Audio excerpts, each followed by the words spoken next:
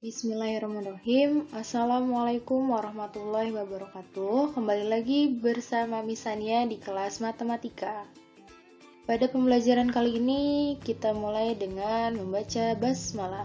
Bismillahirrahmanirrahim.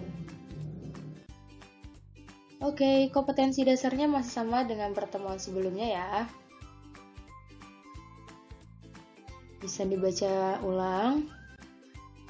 Tujuan pembelajaran pada hari ini, yang pertama kalian bisa menyelesaikan perkalian bilangan bulat dan menyelesaikan pembagian bilangan bulat.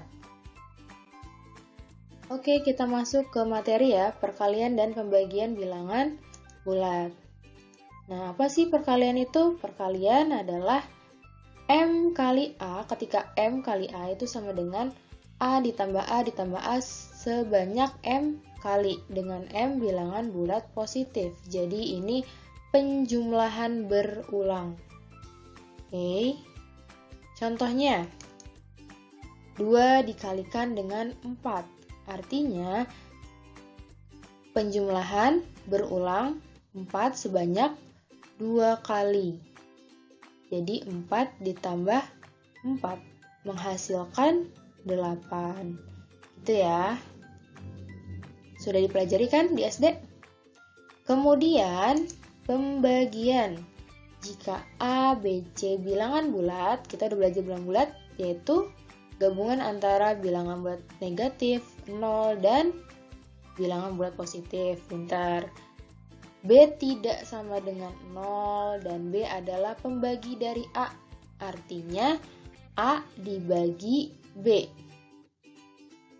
Sama dengan C itu akan sama artinya dengan B kali C sama dengan A. Misal 10 dibagi 5 itu sama dengan 2. Kalau misalnya kita belum tahu nih hasil 2-nya ini, kita bisa gini, 5 dikali berapa ya supaya hasilnya 10 gitu. Oh ternyata dikali 2 berarti jawabannya 2. Nah cocok nih sama 5 dikali 2 sama dengan 10 gitu. Bisa dibolak-balik ya.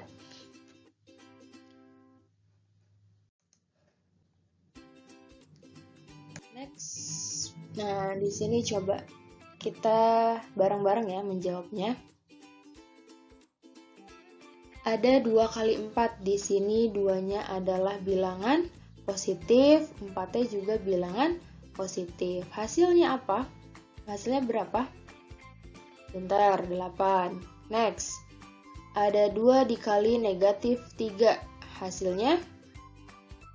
Oke, negatif 6. Bentar. Lanjut. Negatif 2 dikali 5. Negatif 10. Oke. Negatif 2 dikali negatif 6. Hasilnya adalah positif 12. Pintar, bisa ya?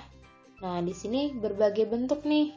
Ada yang positif kali positif, hasilnya ternyata seperti ini. Ada yang positif dikali negatif, hasilnya seperti ini. Ada yang negatif dulu, baru dikali dengan positif, hasilnya seperti ini. Kemudian yang terakhir ada negatif dikali dengan bilangan negatif. Oh, ternyata hasilnya positif gitu. Nanti kita sama-sama ini ya, memberikan kesimpulan. Kemudian bagaimana dengan pembagian? Coba 6 dibagi dengan 2. Ini sama-sama positif ya. Hasilnya berapa?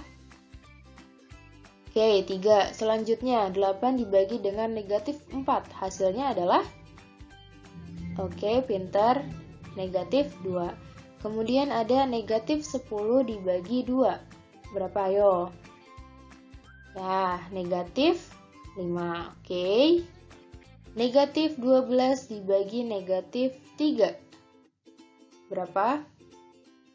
Oke, betul. 4. Sama ya ini, ada yang bentuknya positif dibagi positif, positif dibagi negatif, kemudian negatif dibagi positif, ada yang negatif dibagi dengan negatif juga. Kita lihat nih hasil-hasilnya. Apa yang bisa kita simpulkan ya dari bentuk-bentuk ini? Nah, kita bisa ini bantuan gambar-gambar lucu ini. Oke. ketika ini untuk perkalian dan pembagian ya,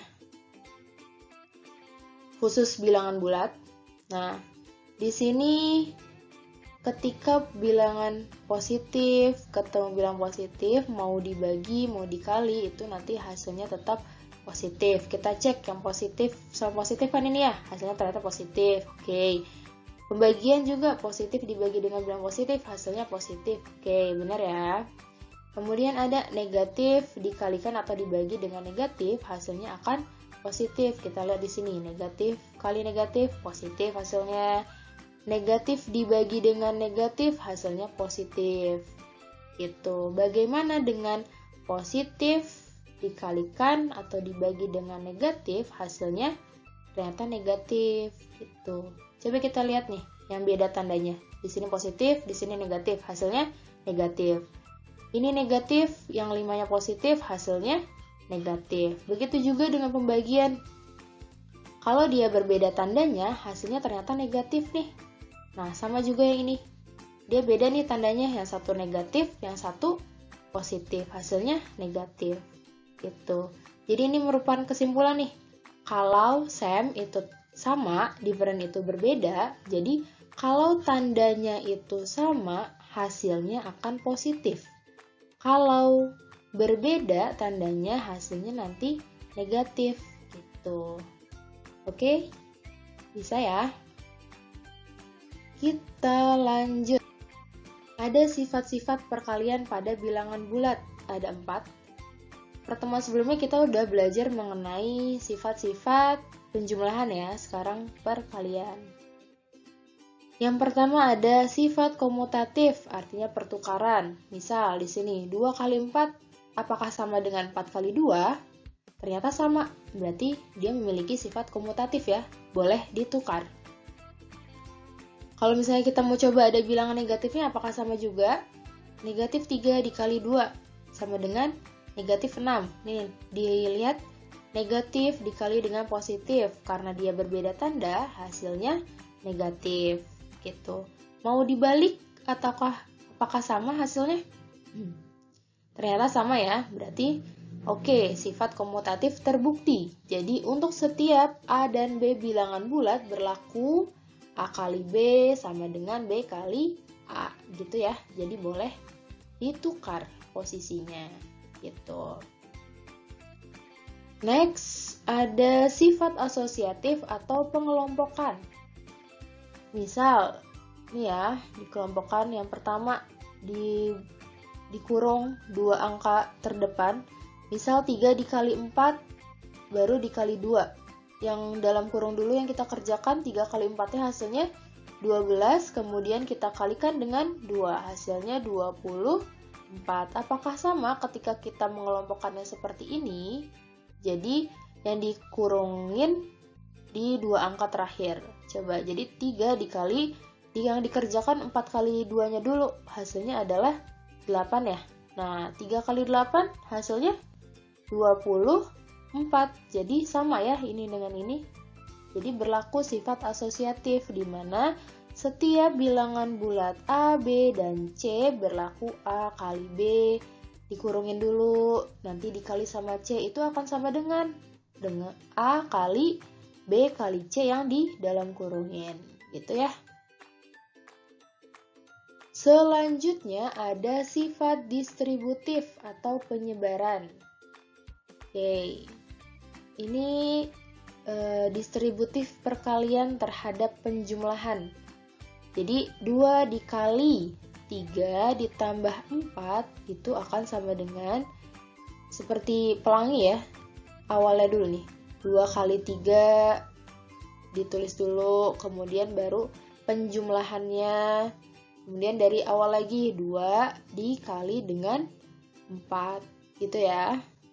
Nah, kalau kita jabarkan ini 2 kali 3 hasilnya adalah 6. Kalau 2 kali 4 hasilnya 8. Kita jumlahkan hasilnya 14. Ini namanya disebar ya, di distributif. Kalau misalnya kita mau langsung dari sini nih. Kalau operasi seperti ini kan yang didahulukan adalah yang di dalam kurung ya. Berarti coba kita hitung. 3 tambah 4 berapa? 7. Apakah 2 kali 7 itu 14? Ya, ternyata 14 ya. Nah, berarti bisa. Jadi perkalian itu mempunyai sifat distributif atau penjumlahan. Untuk setiap bilangan bulat ABC berlaku sifat distributif perkalian terhadap penjumlahan. Oke. A kali B tambah C yang di dalam kurung berarti bisa diubah bentuknya menjadi, bisa dijabarkan, bisa didistribusikan menjadi A dikali B dulu. Nanti baru dijumlahkan dengan A dikali C. Tuh. Oke. Selanjutnya ada unsur identitas. Nah, ini di sini intinya adalah angka berapa yang menyebabkan tidak mengubah angka awalnya. Misalnya ada bilangan 3. 3 dikali berapa ya supaya hasilnya tetap 3? Negatif 2 dikali berapa ya supaya hasilnya tetap negatif 2 gitu. Dan ternyata angkanya adalah 1 gitu ya.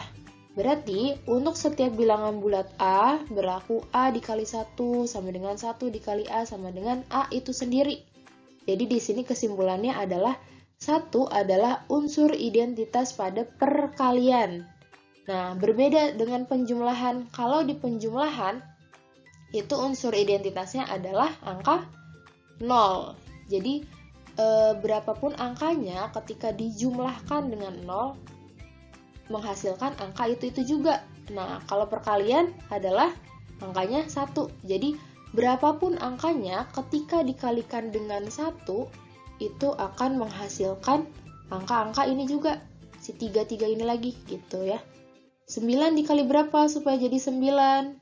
Dikalikan dengan 1 gitu ya. Jadi tidak mengubah angka aslinya. Oke, sudah selesai untuk hari ini. Semoga bisa dipahami dengan baik. Kalau belum paham boleh ditanyakan di kolom komentar ya. Langsung kita move ke topik latihan soal dan tugas yang ada di Google Classroom. Selamat mengerjakan. See you next time. Assalamualaikum warahmatullahi wabarakatuh.